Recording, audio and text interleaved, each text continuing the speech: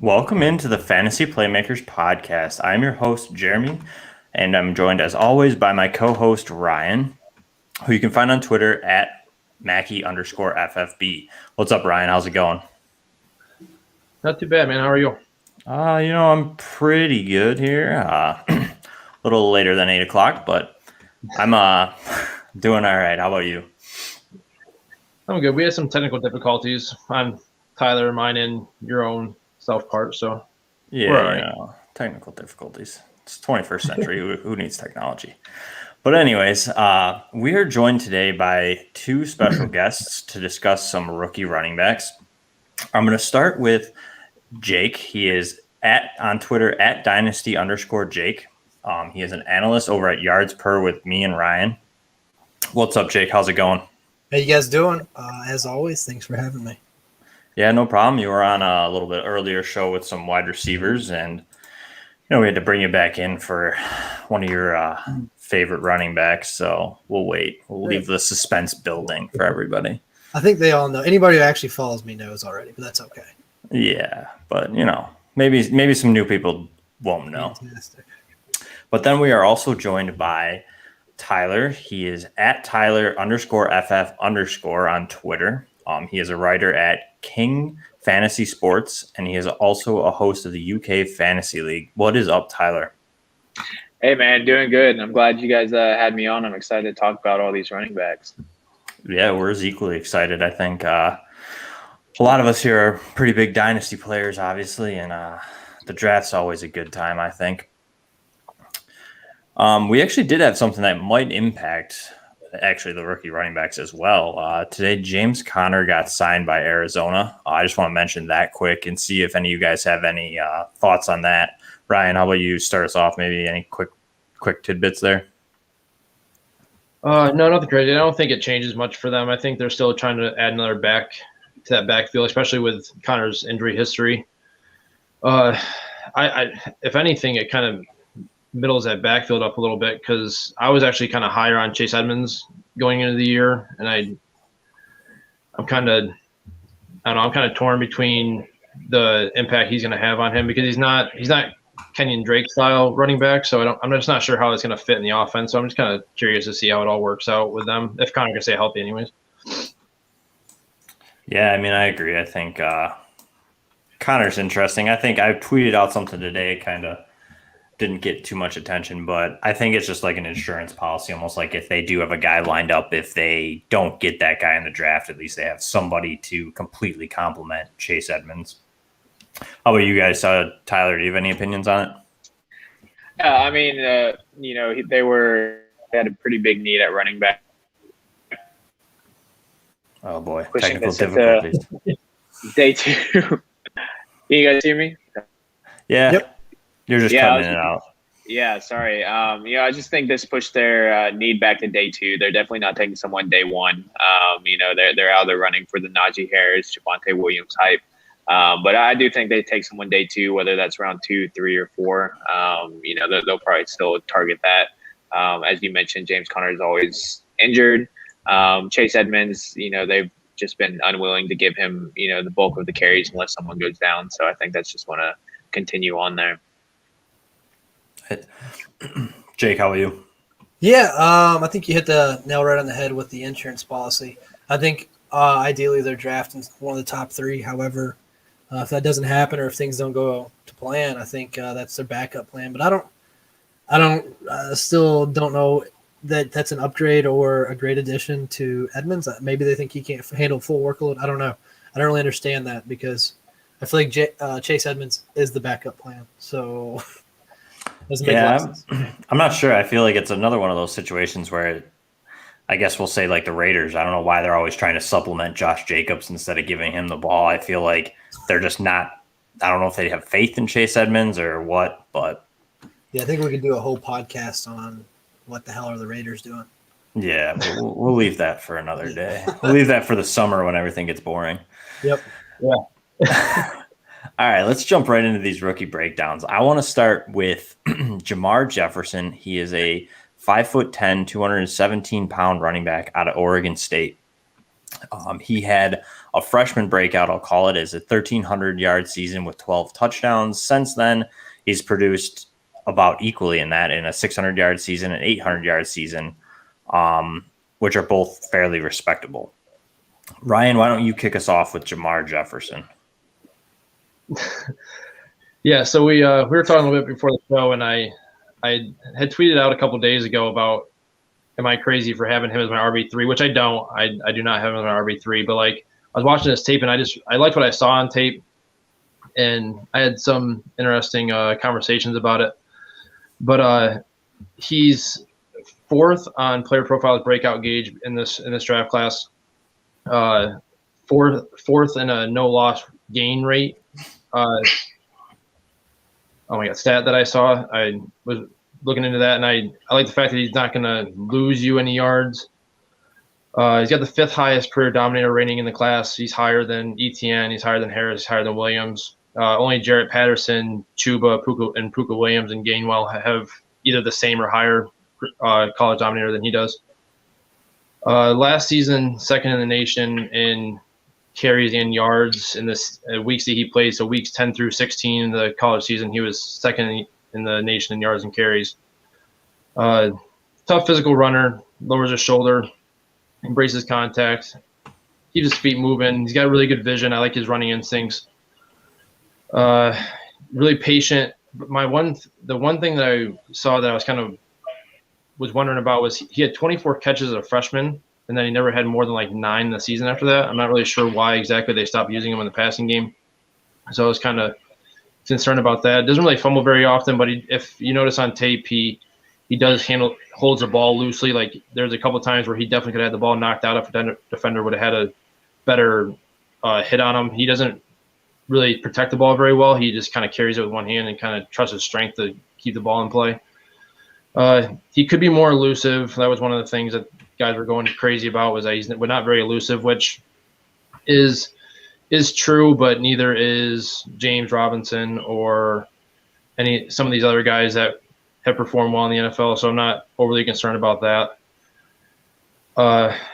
Not going to be a workhorse back, I don't think. I don't think he has the frame to be a workhorse back at the next level. It's not going to be returning kicks or anything like that. So I like him as a late round flyer in your startups, and you're like a second or third round guy in your rookie drafts. I mean, I can agree with a lot of that. How about you, Jake? How do you feel about Jermar Jefferson? I liked his tape. I thought he did a lot of things on tape that looked good. As far as metrics, so I'm a very analytically driven guy. I like stats. And from what I found, I don't want to get into the whole regression analysis, but basically there's metrics that matter more than others, and I found that through historical data.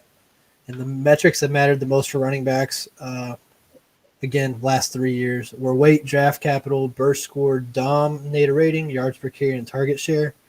And if you compare him to all the other running backs, I think I had him right there at 12. And it was his weight that was driving him down. Draft capital could drive him up. I think I had him in the 6. So it depends on where he goes. If he goes a lot earlier, that could definitely drive him up to probably top 6 or so. Burst score was not great. Dominator rating was great. Yards per carry was pretty good. And his target share was okay.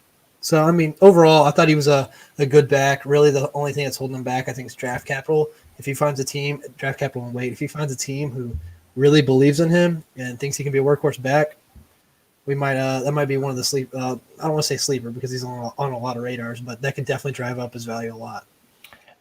Yeah, I mean, Tyler, I'll kick it over to you here in 1 second, but I think that Jermar Jefferson, back to Ryan, where he said that if he's his third running back, I think a lot of people are pretty high on Jefferson in that second tier of running backs. Right. And I can see why. And I like everything that you said there, Jake. I think the draft capital is going to be key for him, especially landing spot for Jefferson, for sure. Right. Tyler, what do you have to add on Jermar Jefferson? Yeah, I want to echo a lot of what you guys have already said about him. He shows good size. He shows solid speed. Something I noticed in the tape is just that he's not so really great, burst and speed and contact balance. And then the next play, he gets, brought down by a shoelace tackle. Right. It's very up and down. I'm much more of a tape guy than an analytics guy. But, of course, I'm still looking at this.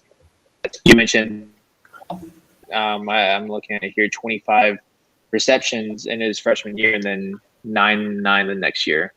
I don't know why they decided to move away from him in the passing game, but it is a concern. But he shows that he can, and that looks like it could translate to the NFL, but occasionally it doesn't look good, and that's something that worries me. If he can't be consistent, especially the later round pick, he may not carve out a role for himself. Yeah, and I mean, I think that is definitely a question mark. It almost is a question mark again too in 2019, where he didn't see the volume he saw in 2018 in his freshman season. It kind of seems, I mean, I could be wrong. Maybe there was an injury in there or he missed a couple games, but it just seems, I mean, he had almost 100 less carries from 2018 to 2019. So obviously Oregon State themselves saw something. But I think you guys hit it all and basically hit the head on the nail there. And let's move on to Michael Carter. Hold on, real quick. Sorry, I'm catching something. Going back. What? He weighed in at 217 on his pro day. That I'm not sure about. This might be his listed weight. Okay, I was about to say because that would definitely change my analytical profile. Okay, sorry. No, you're good. I'm at 205. Okay, that's what I had him at. I was gonna say if he's weighing more, that definitely would move him up on my rankings. Yeah, a lot of the. Go ahead, Ryan. He did it. Have an injury in 2019. His sophomore season, he did get injured, so that was part of the reason why his production. That would probably make sense because then it would make more sense that he would have had 100 more carries. His 9 receptions was probably on pace closer to that 20 range, and then this past season was obviously shortened with COVID. So, yeah, I mean, there's a lot to like about Jefferson. So, I mean, if you're higher on him, I wouldn't say that there's a problem with that. I think this whole second tier that I would have him in is kind of the same with that, like Kylan Hills, Gainwells, Carter, all those guys, Chuba Hubbard, like all those guys kind of depending on landing spots and your personal preference, I would totally be fine with someone taking Jermar Jefferson in that early third and late second. Let's move on though to Michael Carter. He is 5'8". He's 199 pounds, and he is out of UNC. And these are not pro day weights. So, Ryan, if I'm wrong, you can update me. But let's have Tyler start off with Michael Carter. Yeah, Michael Carter is someone, one of the first guys I really dug into the tape with, obviously sharing the backfield with Javonte Williams. He showed a lot of really good things on film, whether that was, burst, acceleration. He's got solid game speed. And, being a receiver out of the backfield. He reminds me, not to do player comps, but I think when he goes to the NFL, it'd be really beneficial. He's in a system very similar to Alvin Kamara's, where he's got like a thumper on the other side, very similar to, of course, UNC as well.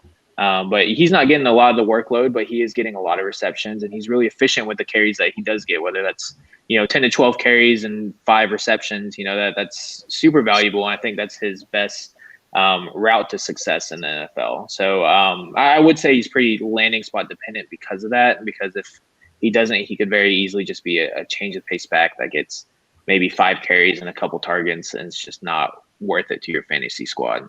But obviously, concerns is his size. He's not a big guy.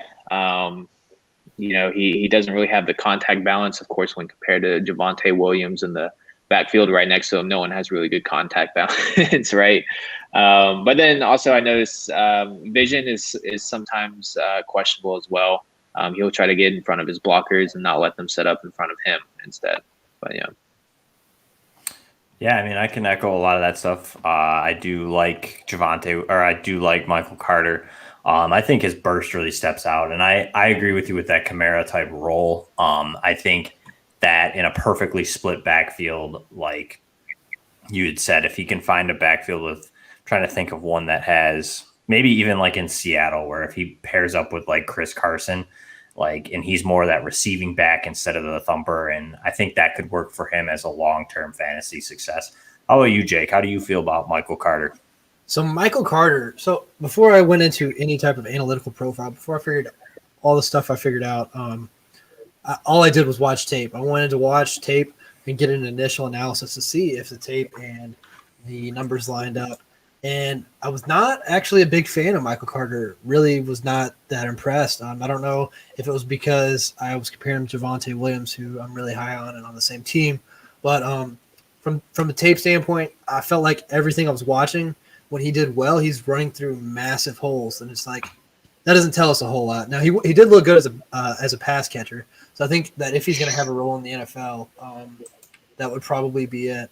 Something else I kind of took note of. So I looked at the top 20 running backs the last 2 years, fantasy wise, and of those guys who are under 205 pounds, that's the average weight. The guys that weighed under that, all of them who made that list, there were 5, all had one thing in common. They were all elite pass catchers. You got J.D. McKissick, Nyheim Hines, Philip Lindsay, James White, and Austin Eckler, right? So I think that if he's going to succeed in the NFL, he's going to have to take on that role. He's not a big back, and that's where I see. But overall, all tape considered, I still had him as my number 5 running back. So I still think he could do well. I just see more of the pass catching role. Yeah, no, and I think that pretty much echoes like Tyler had said, and I agree with you guys there too. I think he's definitely that off-speed pass-catching type role would be his best suit that can fill in, almost like Nyheim Hines. I think Nyheim Hines is like the perfect top like tier, like what he's going to be at the NFL level. I think he's going to be that pass-catching back that, okay, for a couple series, say someone gets banged up, he steps in, or he might have to play a game or two here. Even Chase Edmonds, you know what I mean? Kind of that off-speed type style runner. And I think that's probably his track to success. He's definitely not going to be a lead back by any means, just purely due to size, I think. How about you, Ryan? Do you have anything to add to Michael Carter, or you think? Give me just 1 second. I'm looking something up because you said that Nyheim Hines is a good comp for him. I'm just looking at somebody else real quick. You're trying to, yeah. I mean, no, I'm just seeing if they match up as well as I feel like they do. I just feel like I think that's kind of like his ceiling. You know what I mean? I mean, he could be just another off. I mean, even J.D. McKissick would be a nice ceiling for him as far as if you're playing PPR. Yeah. By the way, those were PPR that I was looking at. Yeah, I mean, I usually factor PPR into like everything I use. I have to mention it because I know that it doesn't exist out there. But like, I feel like nowadays, like when I mention that it's a super flex league, people probably laugh at me, and I'm like, isn't that normal now or not? I think it is. I still play one quarterback, so super flex is still new to me. Yeah, I still like one quarterback sometimes a little better. But all right, Ryan, hit us with the better comp that you found. No, I don't think it's a better comp, but when you said Nyheim Hines, it kind of clicked in my head, and I see a lot of Chris Thompson in him. Like if you were just saying that, and I was like, they basically have the same build. Thompson's 5'8", 195 was the last time he was listed, so basically same size, really good hands. I think Thompson's a little bit better of a receiver, and I think Carter's a little bit better of a runner, so they might balance themselves out a little bit. But yeah, like you guys said, I don't think he's going to be a workhorse back by any means, but he did say that he wanted to go to North Carolina to be with other good running backs. Like he has no problem being in a running back by committee type of team. That's interesting. I didn't know you said that. Yeah, I forgot who was there. I can't remember who was there, but they had him and somebody else, and then Javonte came the next year. So I do like the fact that he's willing to do that, and I think he kind of knows that he's not going to be that workhorse guy. Devin Singletary's horrible comp. I think Wow, you apologize to him. That was vicious. No offense. I think that's bad. He's so much quicker than Singletary is, in my opinion. At least Singletary at the next level at the NFL level has not shown to be very quick or nearly as elusive as Michael Carter has looked. So that's just my opinion. If you like it, you don't. Wow. But he's just, I don't know. He's quicker than he is fast. I see him get caught from behind on tape and stuff like that. And if he doesn't make a defender miss, he's not going to break any tackles. At least not very many. So I like him. I think I had him in my top. I think I had him in my top 5 or 6. I have him at 6. So Nice. We have a write-in, and I do like this player, so I'm gonna toss it up here. So Chuck 8801367 asked what do we think of Greg McCray, and I honestly like Craig McCray for a little bit. I think he's gonna go undrafted in a lot of rookie drafts, and I think for free, I like him. I know he was pretty productive out of UCF. I feel like he's going to be another one of those type of receiving backs more so than obviously a lead back because he's very small, I think, if I remember correctly. But I do like him. So how about you guys? Have you guys ever at least looked at or heard of Craig McRae? All right, sorry. hang on, I'm going into our sleeper dynasty league to add him to my taxi squad real quick. No, go ahead. Let me say what I got to say. So it's actually funny you brought this guy up. Right before I did this, my dad was like, "Hey, have you heard of this guy?" I was like, "No." Went and looked him up. I'd already had him in the model, but I had to watch the tape on him. So here's what I found, and I hate to say it because if you watch his tape, he looks good, right? Another guy that tape looks great, but weighs 182 pounds, and his target share is 4.8, and his 40 time was a 4.5. So he's 182 pounds. Running a 4.5, and he's not involved in the pass game. I'm out. That's all I need right there. I mean, even though he looks great, I mean, his competition's not phenomenal. But a lot of these guys who make it out, who don't get drafted and do succeed, I guess the first guy is obviously James Robinson to come to mind, most recent. Analytically, when I threw him into the same thing, he was like number 10, right? So this guy that's at least getting recognized. I have 29 running backs on here. Greg McRae is 25. Looks good on tape. I just don't think that he's – I just don't understand how at 182 pounds you can run a 4.5 in the NFL and not be involved in the pass game and succeed. Doesn't mean it can't happen, again, but that's my perspective. Go at him, Ryan. No, I Ryan's got like the dog. How about Tyler? Tyler, you got anything on Greg McRae? I don't know much. I just things that Jake just said. I mean, right off the bat, he's 5'10", 175. Like that's a red flag. He doesn't have more than 14 receptions in any season. 14, 9, 8, and then 2. I'm sure he looks great on tape, but just with all that and coming from UCF where he really isn't facing that much competition as well, I'm probably out on him. I will say one thing that looked really impressive, and the thing that I think made him successful, at least on tape, and I think his yards per carry were good too. Yeah, 7 yards per carry. He had really, really good patience. He's not Le'Veon speed, but he had that type of patience where guys would crash a hole, and when they would crash, he's going the opposite way. So it was like his timing and his patience were impeccable. And I think that's why he looks so good on tape. He waits for a guy to commit, then he goes the other way and his speed was good enough to where he could outrun people, but he would create holes through patience, and it was pretty impressive in that regard. Yeah, I mean, by no means do I think he's going to be like a top 12 or 24 back, but I mean, I don't know, for free, I feel like, if you can get him late in a draft or as a free agent ad, I mean, he might be worth it, but I'm not, I would say, stretching to try and grab him anywhere. Let's move on to another guy who you could argue his competition wasn't up to snuff. We have Jared Patterson. He's 5'7", 195, and he is out of the MAC and out of Buffalo. Ryan, he's in our backyard. Yes. I'm going to let Jake go here. Yeah, Jake is going to lead us off with this one because, all right, so first off, spoiler, this might be his favorite. Spoiler, I'm gonna tell you right now, it's not, unfortunately. So I came in here. We did this 2 weeks ago, right? And when I talked 2 or 3, whenever I talked about all these players, I said you guys got to get me back on Jarrett Robinson. Jarrett Patterson. So I'm a Jarrett Patterson truther. Bring my butt here and let me tell you why you got to buy him. Loved his tape again. This dude on tape looked insane. It's a guy who had 300-something yards in one game playing in the MAC. I said, I don't care if he's from the MAC. That's where Kareem Hunt's from. You can be successful from the MAC. I don't care about that. Well, unfortunately, his analytical profile from his pro day was terrible. So when you look at his numbers, he weighs 195 pounds. Again, under 205.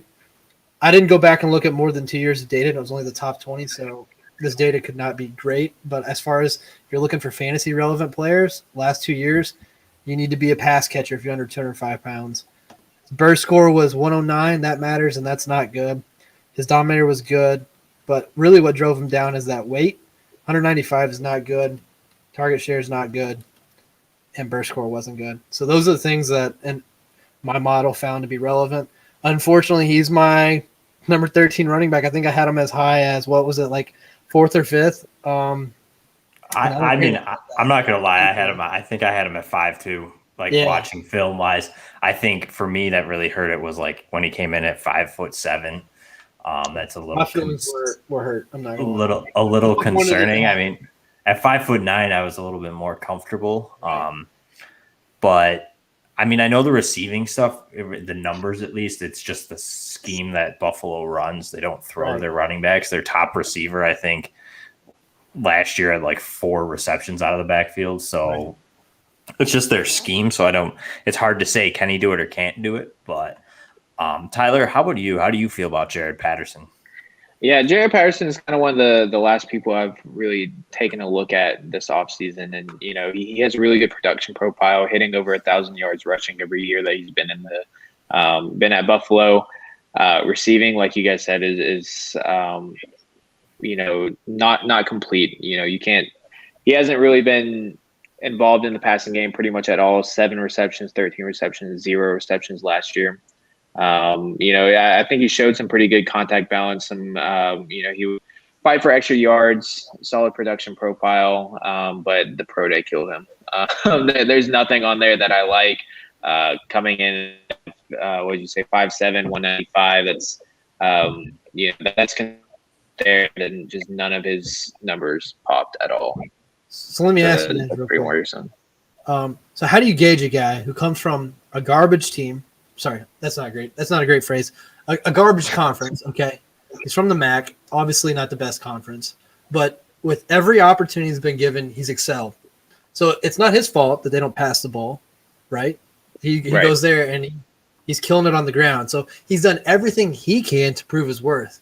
But here we are saying, nah, dude, you can't do it because you don't fit this profile. And it's like, so how do you – I mean, it just makes it so difficult to gauge a player like that, because it doesn't mean he's not capable of being a receiver. I think for him to be successful, he's going to have to be a good receiver, but we don't know, right? So he posts film, I think, of him running routes, and that's cool, but obviously that is not anything close to game speed or anything like that.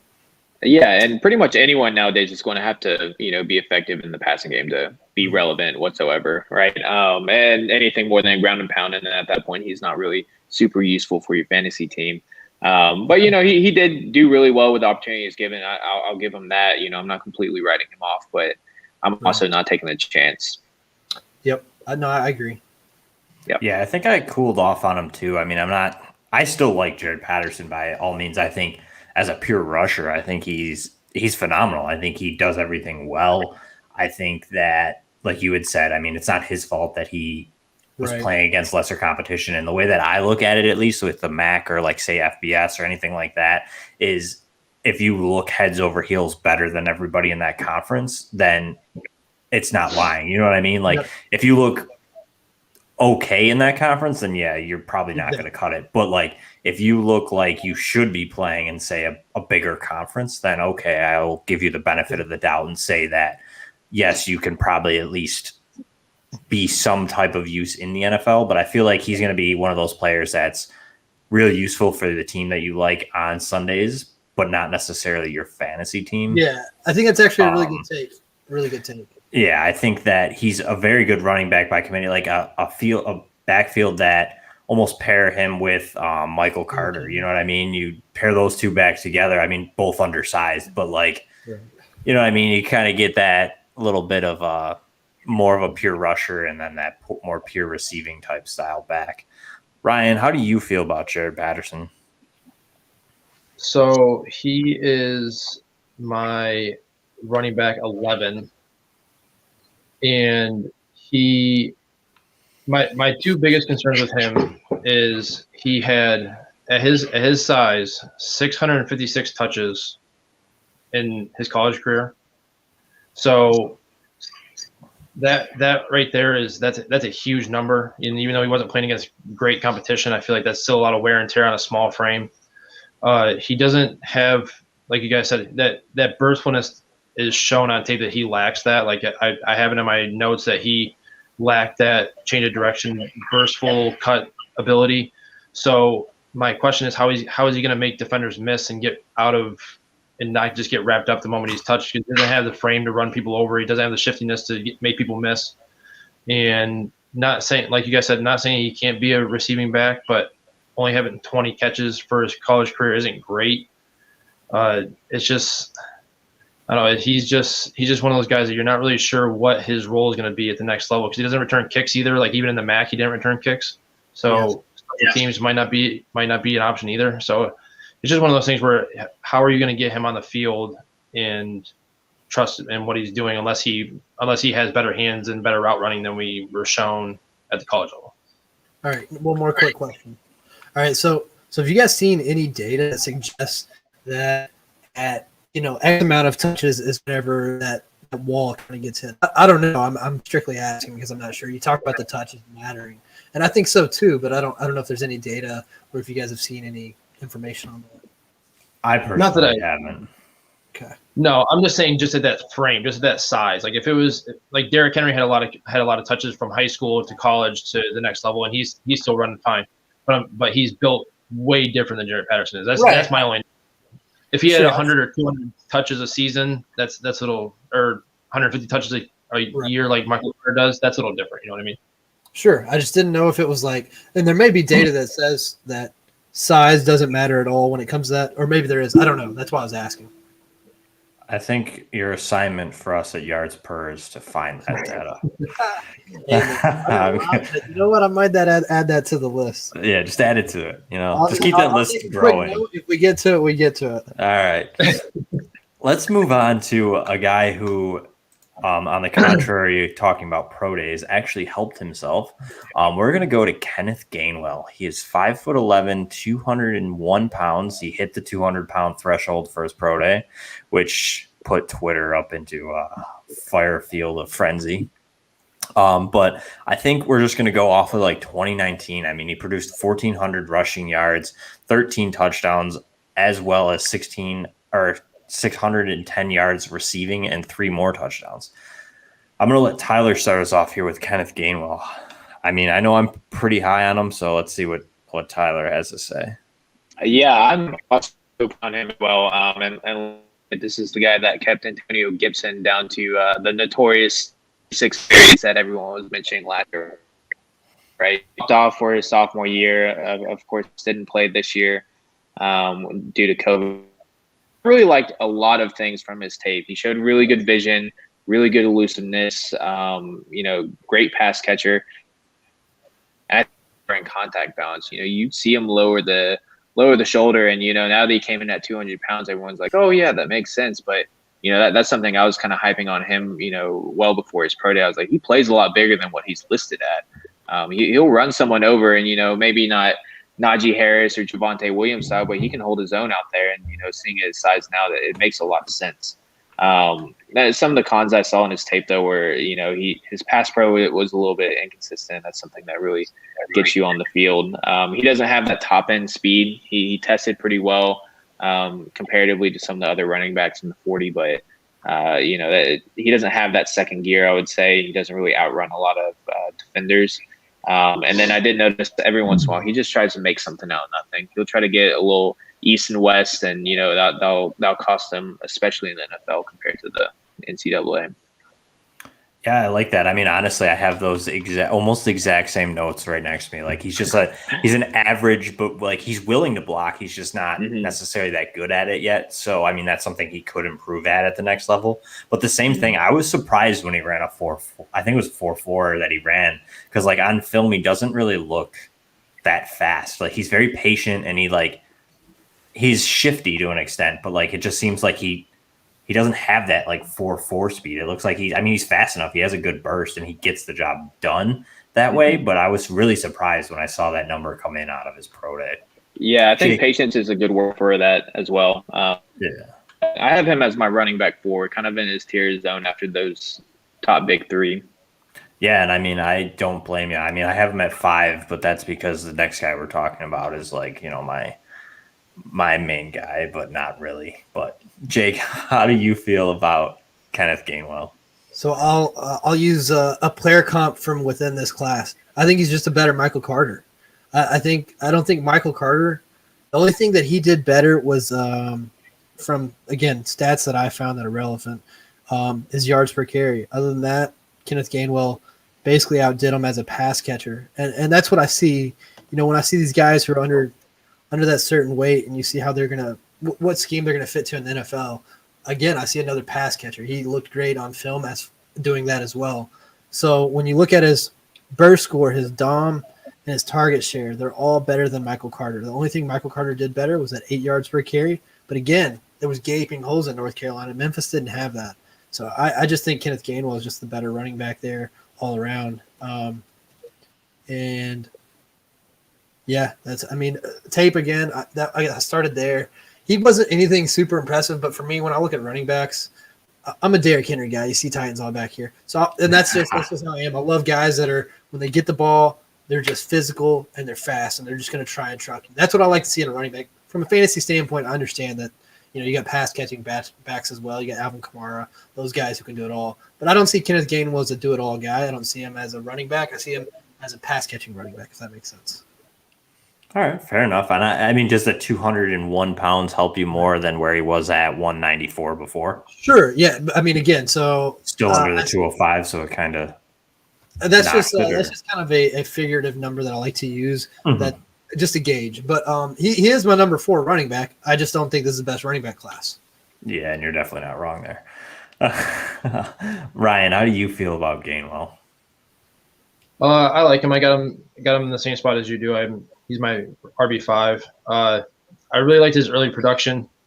4th in the country as a redshirt freshman in total scrimmage yards. First player in FBS since '97 with 100+ rushing yards and 200+ yards in the same game. I think he's probably the best overall receiving back in the class. A Memphis coach actually came out and said that if they needed a receiver and they converted him to receiver, he would have been the best receiver in the class on the team, even at his size. So that was a pretty bold statement, considering they recruit people to be wide receivers. So the fact that if they converted a running back, they would have considered him to be the best wide receiver on the team. A lot of the things I have, you guys already covered. He's stronger than his frame would suggest. He plays bigger than he actually is. One thing that and my research that led me to was that he has a reason to play. His brother was a walk-on at Southern Miss in 2013, and he suffered a stroke in the weight room, and he kind of plays for him. And he said that that's kind of the reason what's motivating him to stay at the next level and to do well at the next level. So you like to hear guys that have like a true reason to be better, and guys that are really trying to stick with it and do what they need to do in order to be at the next level and be able to do what they couldn't, or a family member couldn't do, or whatever the case may be. Yeah, that's a nice tidbit that I didn't know. I mean, it's nice. I mean, it's not nice that happened to him, but it's nice to know that he does play the game of football for like almost a better cause of just kind of remembering his brother in that way. Let's move on to, I guess we'll call it my shining moment here. We're going to go on to Kylan Hill. He is 5'11", 209, and he is out of Mississippi State. When I say that I am going to be a Kylan Hill truther, it is not because I think he's the best running back in the class, but I just like Kylan Hill. I have him as my 4th running back. In 2019, he produced 1,300 yards and 10 touchdowns and 180 yards receiving and 1 more touchdown. And now this past season, amongst the COVID opt out and opt in, and also a little bit of some off the field issues with the state flag, he did produce 23 receptions and 237 yards off of those 23 receptions. So as we've been discussing about these other guys around the same weight range, he's obviously a proven and effective receiver. He's very good. He has good hands, and he does well with running routes. And I think this is going to be one of his paths to on the next level. However, I do think he can also be a very effective runner. I think out of this list of guys, I think he has the best frame and size to become a lead back in the NFL. He does need work, though. He is willing to block, but he does need work there. And also his vision sometimes gets a little dicey. But I want to see what the rest of you guys think, because it seems like there's very big polar opposites on Kylan Hill. Everybody that I've seen either has him as like 4 or they have him as like 12. So I'm going to start off with Tyler, and let's go that way around. How do you feel about Kylan Hill? Yeah, you said 4 and 12. I'm actually like right in the middle, and I'm just trying to push him up. Potential, honestly, he could be a legit 3-down back. He showed that he can be a violent runner at times. Like he powers through people, really good contact balance, and fights for those extra yards. He shows really good bursts. He's pretty shifty for his size as well, but he kind of shows that prototypical size at 215. I think 5'10". But you mentioned pass pro. That's a little dicey. Vision, it cannot look that great. And he doesn't really have that second gear after his initial burst, but I say that's not a huge knock. I feel like a lot of people don't have that second gear, and that's okay for the NFL. They can get those 40-yard runs, and you'll be with that. But I think if he can put it all together, he can be a legit 3-down back that you probably get in the 3rd round of your rookie drafts. And that's I think why I have him at 4. I'm looking at the upside here. I think if you look at the back of the rest of these, I mean, you could argue like someone we talked about on the last podcast in Chuba Hubbard has kind of the frame, I guess, to maybe. I mean, he's a little lengthy. He would have to put on some weight, but a lot of these guys are undersized this year. And I think for me, Kylan Hill and Kenneth Gainwell are 4-5, and I think that both of them have that. They're closest to that potential of being pushed up into that next tier if they refine everything that they need to do at the next level. Yeah, and a lot of guys like in the same ranking area, and Hills in is for a lot of these guys. They're going to be these pass catchers, or they're going to be one role in the backfield. Whereas I think, like you said, Kylan Hill has the potential to be a 3-down back. Jake, how do you feel about Kylan Hill? Well, first off, if I'm honest, am I going to get kicked off the show? Maybe. I might even kick you off live. Like you might just get booted right away. Yeah, no, okay. I'll be honest. I want the truth. I can handle it. It's okay. Yeah, of course. So I don't think Kylan's a terrible player, but I have him as my first running back in tier 3. All right, you're gone. Yeah, I knew it was gone. So I have him higher than Jamar for what it's worth. But he's my 10th running back. And the thing that's holding him back is a lot of his stuff looks really good. So his draft capital, I have him in the 5th round. If he goes earlier than that, that could bounce him up a little bit, but it's not going to be significant. So if he went to the 3rd round, that would push him to the bottom of tier 2. However, his yards per carry is not good. It's really bad. It's at 4.7, and there's only – so I think I've got 29 running backs listed on here. He would be the 24th ranked as far as yards per carry. So his yards per carry is really holding him back in my model. I didn't think he looked bad on film. I thought he looked like a physical runner, which, again, I do like that. His target share was okay. So that's kind of where I had him. He was one of my middle tier guys as far as tape. I like him better than most people, but it's that yards per carry that's holding him back. And I couldn't speak to their line. I don't know if their offensive line was bad. I don't know if it was scheme. I really don't know beyond that. I just know that historically yards per carry matters, and 4.7 doesn't cut it in the college level to translate to NFL.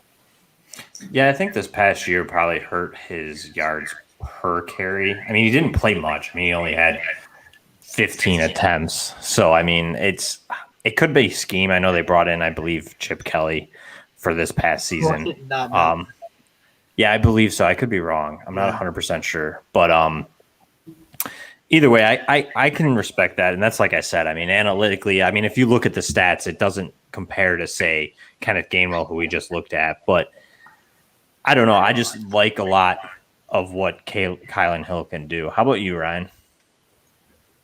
Yeah, he's my RB4. I like that he's versatile in his running style. I think he's able to fit into multiple schemes. He's not just kind of designated to one scheme like a lot of these guys are. Solid athleticism. I saw him hurdle a bunch of guys on tape, and I like the not that hurdling matters by any means, but it shows the fact that he's at least athletic enough to do that. You guys have talked about it. I think he's pretty patient. I actually thought he had good burst through the line of scrimmage, and he's able to shrink into those tiny little spaces, especially for a guy his size. He keeps his feet moving, fights for yardage. Like you said, good pass catcher. 23 catches in 3 games is impressive. Over 7 catches a game. But he does have, like you said, some pass pro technique that he needs to work through. 4.54 is 40, so it could be difficult to get around edges at the next level. When I looked at his workout measurables, he measured out a lot like Mike Davis or Wayne Gallman, so not super encouraging there. But I mean, Mike Davis has been fantasy relevant. Wayne Gallman was even fantasy relevant, so it's not like he. I think if he reaches his potential and refines his pass blocking and can get a little bit shiftier, maybe a little bit faster, I think he'll be fine. The only other thing was durability could be a concern. I had heard that he had worked through or played through a handful of injuries throughout his college career. He was, I guess, he was constantly banged up and was just kind of playing through it. So that might have even affected his yard per carry that I know Jake likes. So it's just kind of a wait and see type of thing for me. Yeah, and I think that's the big thing is for me, it's necessarily an upside look. I just see as Kylan Hill has the best potential of everybody outside the top 3 to be a lead back, and that's mostly why he's where I have him. I liked what I saw on tape, obviously, as well. And I think that he could even carve out a role as a pass-catching back because he is so good at that. So, and at this level, we've seen it. I mean, look at Alvin Kamara. I mean, he's a top 5 back the last couple seasons, purely mostly used in the pass-catching game. Yeah, when you're looking at these running backs, you're looking for guys that can get on the field like from the start. And I think with his pass catching ability, he can get on a team that he could be a third down back right from the start and maybe work his way into a starting role if somebody gets hurt, or maybe he develops his skills well enough to become a starter. And like if you're not one of these top 3 guys, especially in this class, that's all you're really looking for in your rookie drafts. Agreed. All right, let's move on to another, I guess you could argue, very good pass catching back. We're going to move on to Travis Etienne, who is 5'10", 205 pounds, unless I could be wrong. Did he come in heavier at his pro day, Ron? Do you know? 215. 215. Okay, that's what I was going to say. I thought he was. I'm going off of old numbers here. Sorry. I remember that because there's a Twitter thing where he was getting. People were saying he was looking fat or something like that in his shirt. It looked like he had gained weight in his waist or something. I don't know. It was just puffy. They said the same thing about Saquon too. Everybody's, it's COVID. Everybody put on like 15. At least I did. Yeah. But either way, he had back-to-back 1,600-yard rushing seasons in 18 and 19, and then this past season he produced 900 yards in a shortened COVID season. But he has had back-to-back 400-yard receiving seasons. Let's start with you, Jake. How do you feel about Travis Etienne? That's a tough one. From film, I wasn't blown away, which surprised me because I knew he was so highly ranked whenever I was looking at his film. I knew he was the top 3 back for this class. But analytically, he lined up right there. He landed number 3 for me, driven by draft capital and that target share. His yards per carry were good too, but I wonder, my personal opinion is, I wonder what of that is due to the fact that, you got Cornell Powell and the other receiver there, Amari Rogers. I wonder what the defense is more focused on. Was it Etienne or was it Trevor Lawrence in the passing game? So I think that maybe some of that was I think he may have been a factor from that, and it's hard to say. It's speculation, and maybe that's me saying I didn't like his film, and that's my way of like creating biases in my head. But nonetheless, he is my number 3 running back. That target share is elite. I don't know if he's going to be a great runner, but I do think he's going to be a great pass catcher. And if he goes to the right team, and I think he ends up on the Cards or Steelers, one of the big names, right? If he ends up there, he's going to be good to go. Yeah, I've seen him mocked a lot to the Jets. I think that's like Ooh. that's the range I believe that most people see him going, because I believe they have either Najee or Javante to Pittsburgh, or Miami. So I think those three teams right there in the first round, late in the Right. first, that could be really using him. Obviously, the Bills could be a team that could be going after a running back late in that first round. I don't know if they will. Would But- love that. Yeah, I mean, Travis Etienne would kind of be a perfect fit, or even like a Kylan Hill, more of that receiving type back as a kind of. I mean, they need an all around back, really. I mean, they have two kind of roster clogs in Singletary and Zach Moss, but that's for another day. Tyler, how do you feel about Travis Etienne? Yeah, talking about landing spot, I think, I have him as my running back 3 behind next 2 guys we'll talk about here. But, I think that's just because he's really a lot more landing spot dependent. I think if he goes to one of these top teams that we're talking about, Cardinals, Steelers, he'll be just fine. Jets, I'm, a little worried about, but, I think he'll be okay. He does provide a really good PPR floor. I think he can create in space with his burst acceleration. Shows solid vision, decent contact balance. But he lacks a lot of lateral movement. I don't see him dropping his hips and getting low and, changing direction real fast. It's usually a straight line. He goes from point A to point B and he doesn't really go around anybody to get there.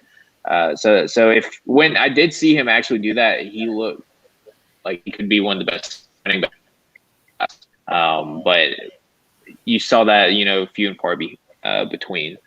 But, one thing I also did notice that's a little bit of con is it kind of looked like he lost a little bit of his burst from 2019 to 2020. I don't know if you guys noticed that as well, but, that's something that I saw in there that was a bit concerning. Whereas, he increased his pass catching. He did a little bit better there, obviously, increased receptions, but then lost some bursts. So a little bit of give and take there. That's interesting to note.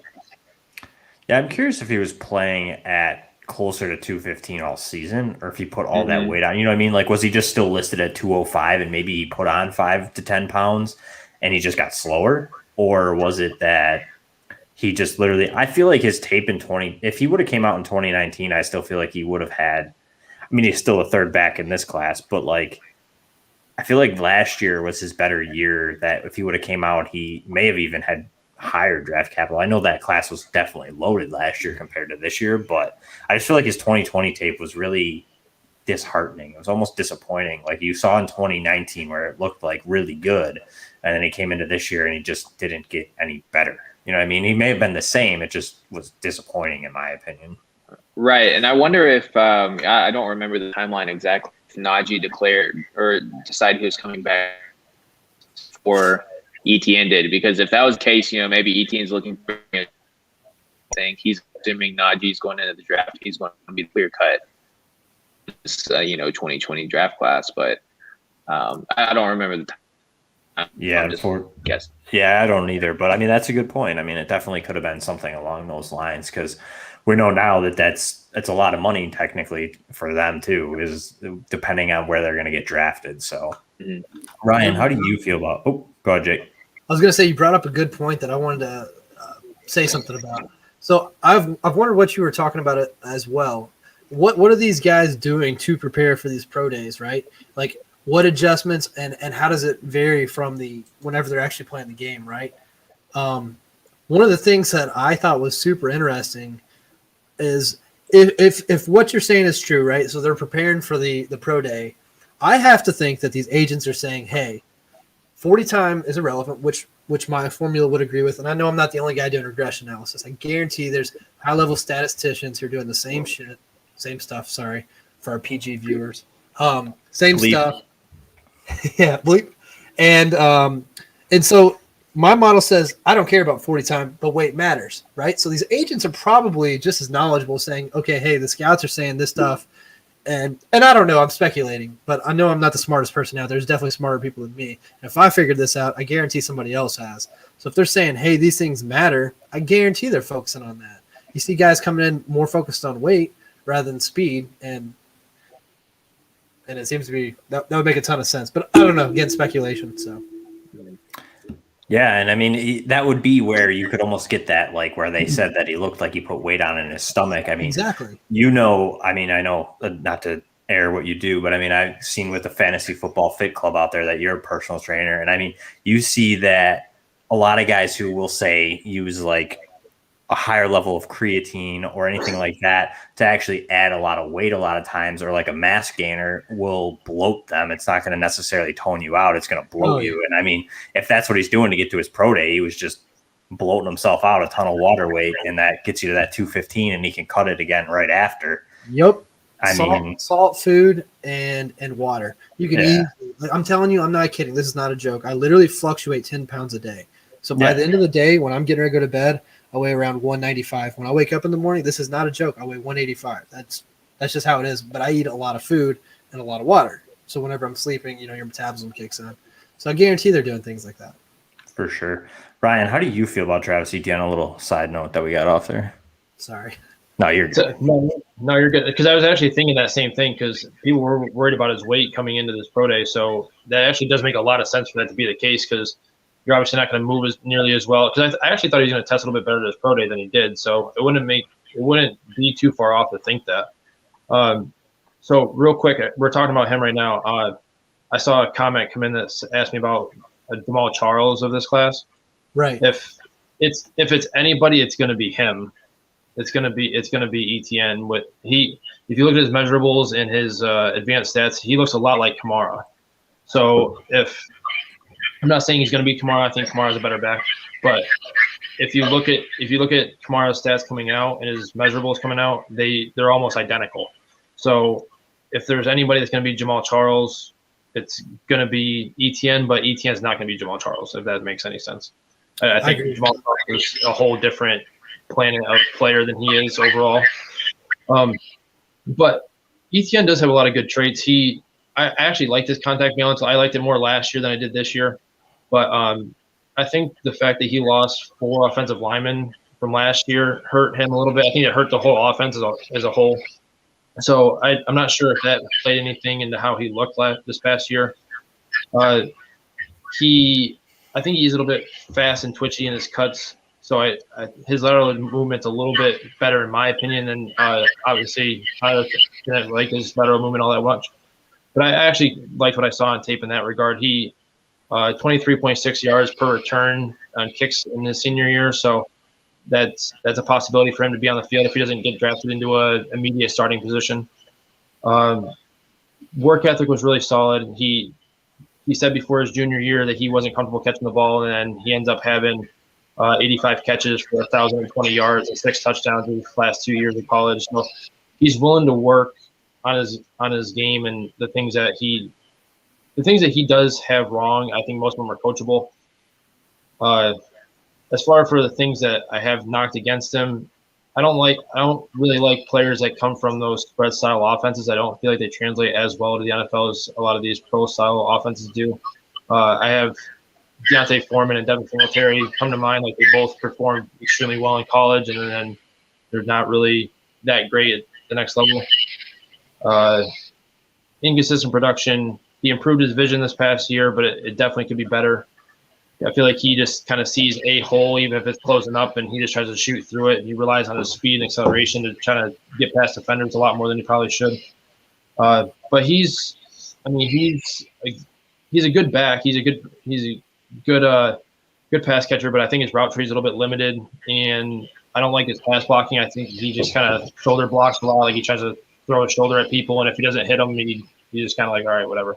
So I think if he works on those couple of things, just a more improved route tree, pass blocks a little bit better, I think he could be his ceiling. The ceiling's RB1 for him in this class, but his floor is probably RB5 or so for me. Yeah, I think you guys hit a lot of stuff. I just want to mention something that I noticed pretty relevant or pretty frequently in his film was, I think his pad level concerns me. I think whenever he runs very upright and he doesn't really lower his pad level into contact, and if he does, he slows down a lot. So that's just something if anybody does turn it on, just kind of pay attention to that. That's about the only thing that really concerns me with ETN at the current moment is that it's just those little concerns. I feel like he runs so upright that at the NFL level, he's just going to get knocked back and he's not going to be able to necessarily fall forward or get those extra couple of yards. Let's move on. Jeremy, just real quick. Do you think with that, do you think it's him like bracing for hits? Like I didn't really notice that all that much on tape, but I might have to go back and look. But do you think it was him like bracing for hits and not? I'm just. Yeah, I mean, he basically braces it. He braces into contact almost. If you really watch it, like he kind of like slows in a lot of times, and he like it was more so this year. So again, I don't know if something was wrong this year. I don't know if it was a line because the offensive line, like you'd mentioned, or that maybe he was playing not to get hurt. You know what I mean? Like he came back and he's like, oh, I don't want to hurt my draft stock because everybody already knows what I can kind of do, and I just don't want to get injured and have like a Willis McGahee type style.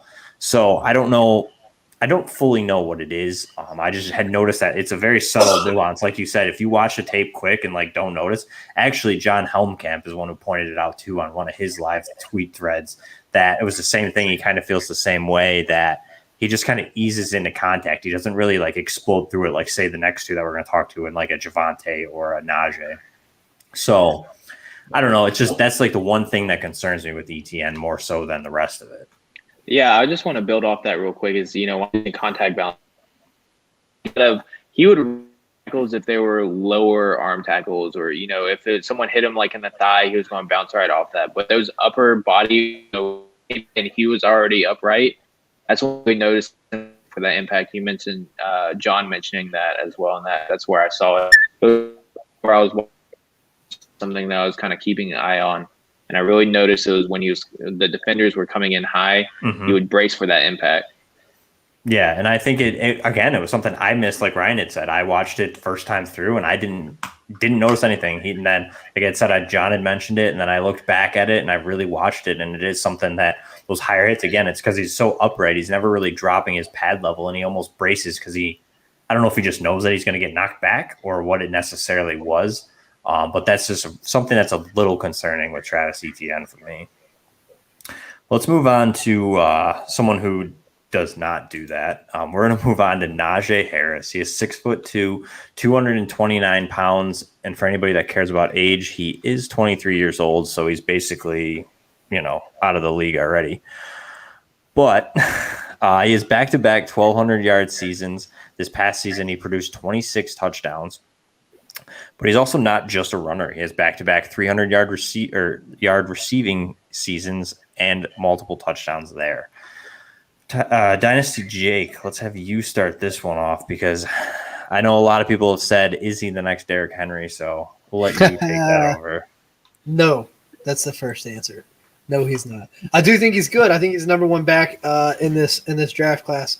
But when you watch Derrick Henry at Alabama, he's a guy that's the next level. I don't want to say he was he won the Heisman as a running back first off, so that's a feat in and of itself. But not going to make that count. I'll move on. Najee Harris, my number one back. He's a big boy, 230. If you've seen the quads on that boy, you probably know part of the reason why I like him. I like the dudes who are swole. They seem to excel. I don't know. I'm biased. AJ Dillon or Najee Harris? Najee, but I do like AJ naturally. Just in the quad game. We won't talk about actual running backs. I like him, but clearly the Packers don't. Well, they also drafted Jordan Love, so I don't know what they're doing over there. I do like AJ Dillon. As far as burst score was okay. That was probably the thing that drug Najee down the most. His dominator was 30.9 yards per carry, 5.8. Again, this is a big physical back who's strong and also involved in the pass game. That's something that's highly sought after. That's a guy that's doing it for 3 downs. He's capable of handling whatever load, and he's playing against top-level competition already. Plus, internal competition. That the running backs there are just insane. Mark Ingram and whoever else has come out of there. That's the whole list, right? Yeah, Josh Jacobs, Mark Ingram, Derrick Henry. Yeah, oh yeah. So you name them. They even have another kid too that's coming up. I honestly, his name just left my mind. I forgot it, but he's a top Devy running back right now, and another one that's going to be near the top of some draft boards next year or the year after. Right. Jace McClellan, I'm pretty sure. Yeah, Yeah. It might be him. Yeah, I think so. So since Tyler knew that, we'll move on to him. Yeah, I'm actually an Alabama alumni, so I followed them pretty heavily. But I mean, bias aside, Najee is my running back one. My main reason for that, I think, is just because he is so landing spot independent. Wherever he goes, I think he's at worst an RB2. He's so versatile. He does everything good. You know, there's nothing that I would say that he doesn't do well. He's a really good pass catcher. He's elusive for his size, great vision, shows good patience. And then something unlike ETN, I think from 19 to 20, Harris really improved his burst. You know, in 19, I saw him kind of just lumbering through tackles and, you know, all one speed, making his way through. This year, I really saw him as soon as he hit the line of scrimmage and got to his hole, he was bursting through the line, consistently creating extra yards, whether that was, you know, juke moves, stiff arms, the signature hurdle we've all seen pretty much every game. He's always creating extra yards, and I think that was something that really stood out to me. I think something NFL teams are going to love to see as well, that, you know, he gets hit behind the line and he's still going to make it forward to, you know, the line of scrimmage, or maybe even get a couple yards out of it. Agreed. Ryan, how do you feel about Najee? He's my RB2. Obviously, he has ideal size. I'm watching film correctly, or me and Tyler have the same.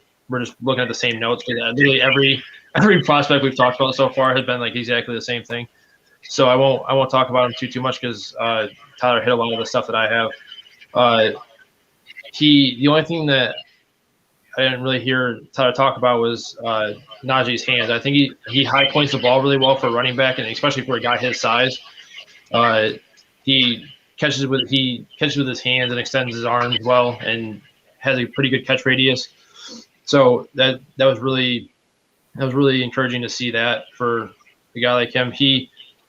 Especially when he was quoted by, I can't remember who it was, but he did an interview with somebody, and he said that he absolutely hated that draft analysts said that he could not catch going into last year's draft when everybody thought he was going to come out. So he went from 27 catches to 43 catches this year, just to kind of prove people wrong. So I like the fact that he has that side to him where he's like, okay, you think I can't do this? I'll go show you I'm a complete back. And he is a complete back. He does everything well. The only knocks I have on him is that I thought he was a little bit inconsistent with his footwork and his routes. I felt like he gets a little bit awkward with his feet sometimes, but he's big, so it's kind of hard to stop that weight and make a cut in and out of routes. Pass blocking, he could use a little bit of technique work. He's smart in his blocking, like he knows what he needs to do, and he sees the defender coming and blocks the right defender, but he just needs to work on his technique a little bit. Like you said about ETN, Jeremy, I think he runs a little bit upright from time to time. I think he could be a little bit more effective with getting lower and lowering his center of gravity, and he can really use his power and his strength to run people over a little bit more. That was kind of one of the knocks on him in his early years, was that he wasn't doing that as effective as everybody thought that he could. And I think that could just be tightened up just a little bit more.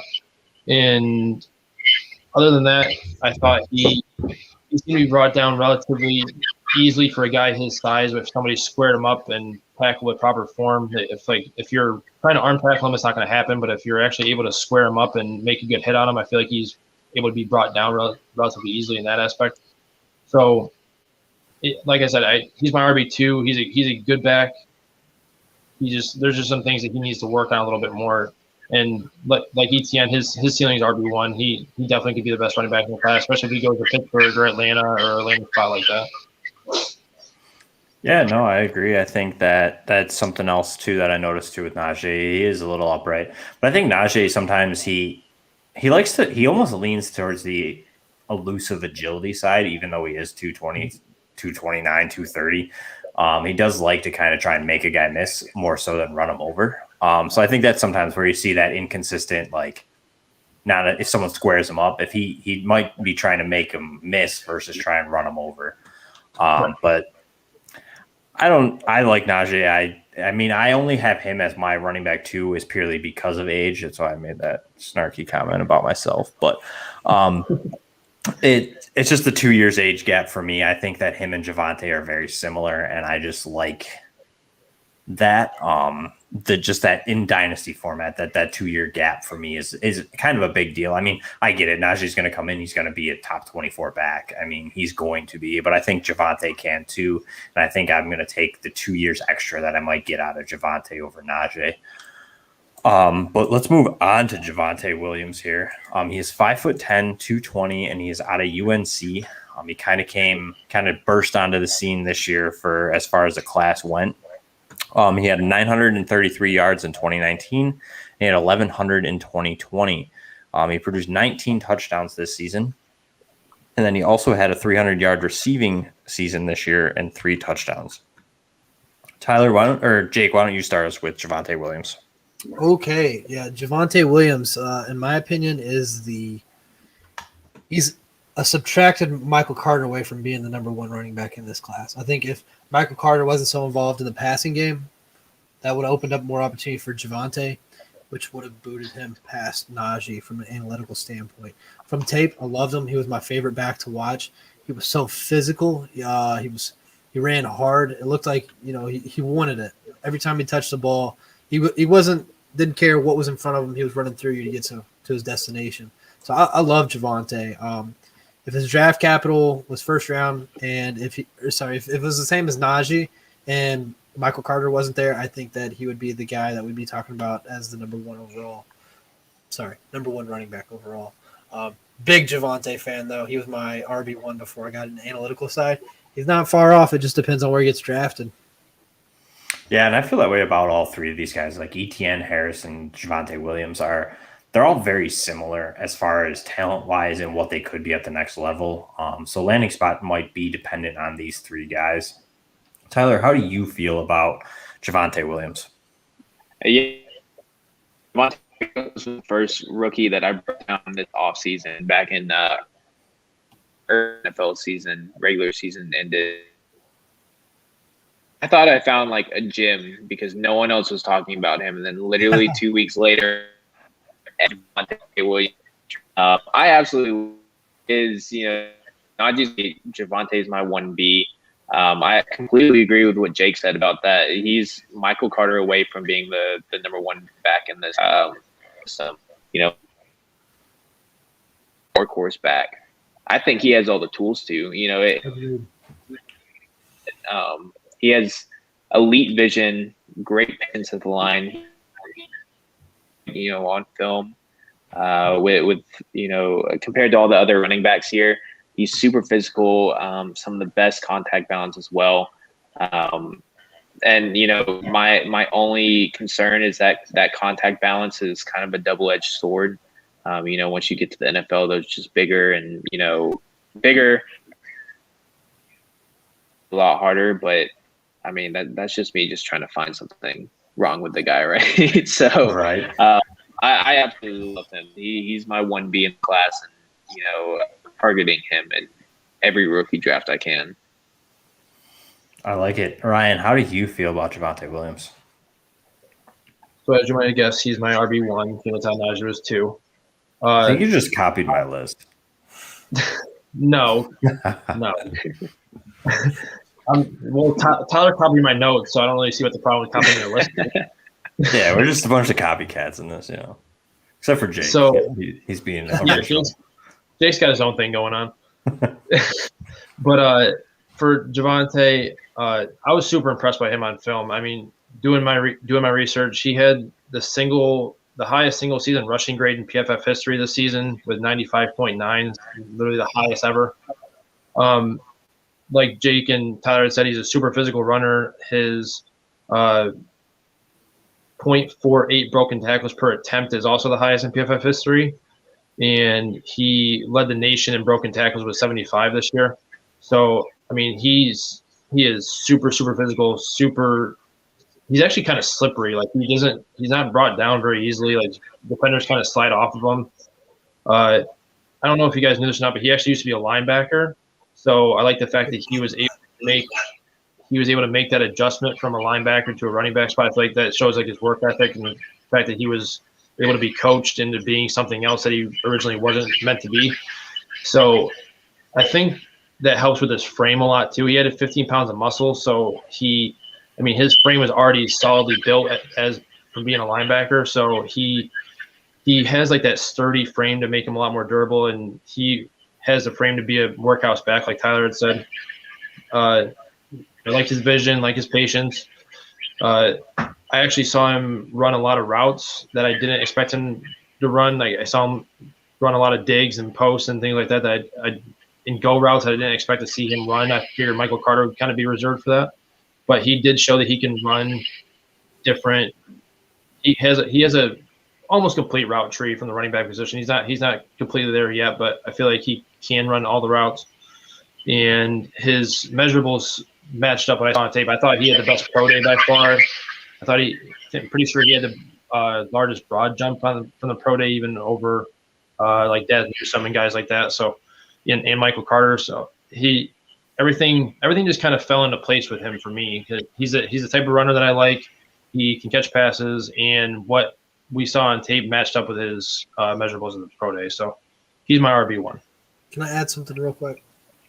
Go ahead. Then I got to rip into Ryan for really copying me. So I said that Javonte was my number 2 running back. I would say this. I'll go out and be slightly bold, not that bold. But if he was taken in the 3rd round and went to the right team, I would be more than happy to take him over Najee. Assuming he went to the right team. We're talking about a running back needy team. I'm taking him over Najee because I think the film's there. I think, again, some of the things I mentioned before, Michael Carter taking away some of those target share, I think that's part of the reason we don't have, me personally, why I don't have him as the number 1. So, right team, I'm taking him number 1, and I feel comfortable with it. Yeah, I'm taking him number 1 right now. I just took him in the 4th round of a startup. So, I have all the confidence in Javonte Williams. And Ryan, you definitely did copy me because I thought I was the only person who knew he was a linebacker because he got recruited to UNC to be a linebacker, and then he got coached into being a running back. But honestly, one thing that I really like that no one actually mentioned was the way he blocks. And he actually blocks almost like, I guess you could say, like he was a linebacker. He loves the contact.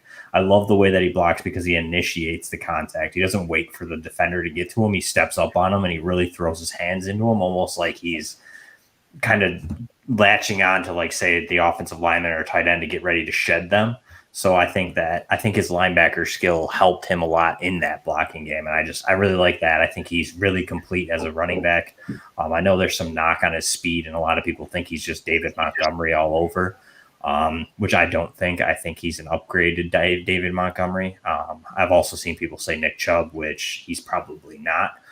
But I do think he's a firm to at least high-end RB2, depending on where he goes. I don't know if he can crack that RB1 just because that whole area is just so saturated right now with just high-end talent in the first top 12 running backs. So do we think he goes before ETN or after, and why? If he's a more complete back who does everything, catches the ball, blocks, and runs hard, why is ETN getting projected before him?